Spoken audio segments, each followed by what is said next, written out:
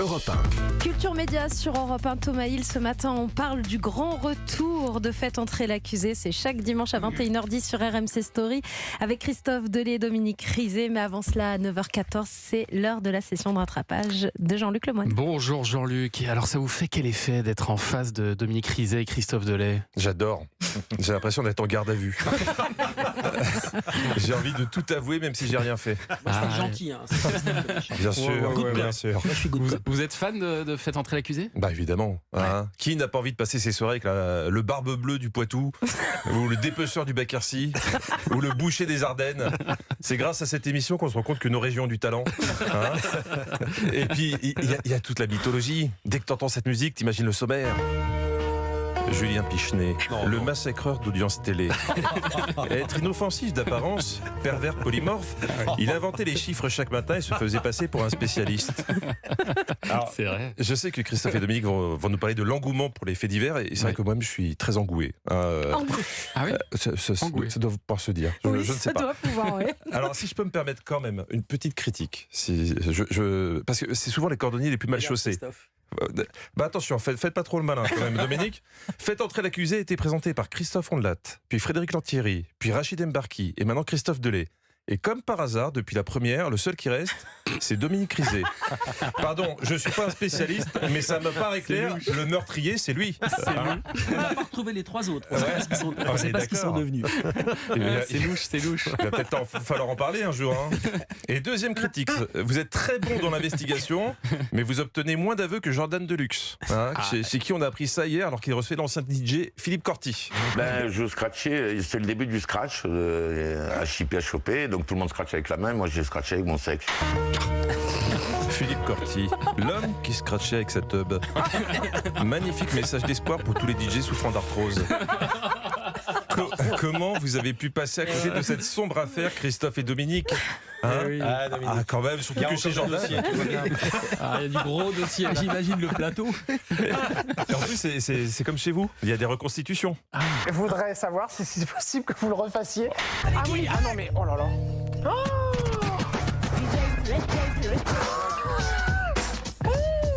Il a vraiment refait. Ça a été diffusé hier, ça. Ouais. On a hâte de voir la suite. Je crois que la semaine prochaine, il y a Isabelle Huppert qui vient faire 1000 colombes à la flûte de Pan avec ses fesses.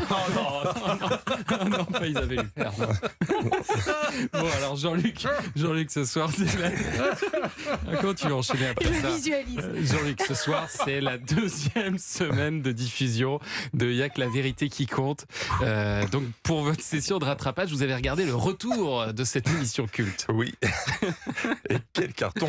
Non, mais les gens étaient comme nous. On a perdu Anissa, je crois. Ils attendaient le retour du rideau. Et alors, je ne sais pas si vous avez regardé. Le plateau est un peu plus petit que sur TF1. Un peu. Disons que s'ils veulent recevoir 2 personnes d'un coup sur le plateau, il faut juste que Laurent appelle comme j'aime. Mais ça passe. Et le rideau, il y en a toujours un, mais c'est maintenant un rideau de douche. Ouais. Mais sinon, les fondamentaux sont là.